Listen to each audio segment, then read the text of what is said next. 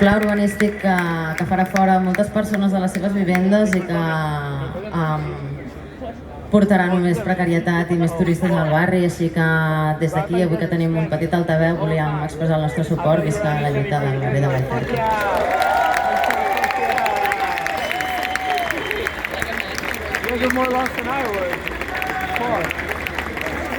Sí, i amb tot això ja com s'esbrina com un mal comú, no? Amb tot això que està passant, que és que s'està abandonant la vida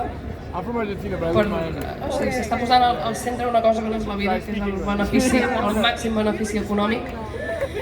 I en aquest sentit també volem mostrar el nostre rebuig al genocidi contra el poble palestí.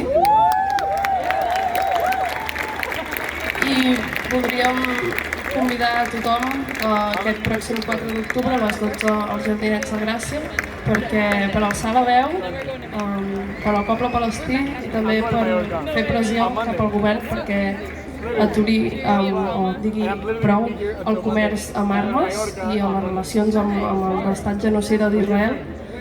I també mostrar tota la força i tant de bo, no sé, dedicar-li aquest concert i totes les coses bones cap a la flotilla, que és molt fort, que civils haguem d'estar fent el que governs no fan.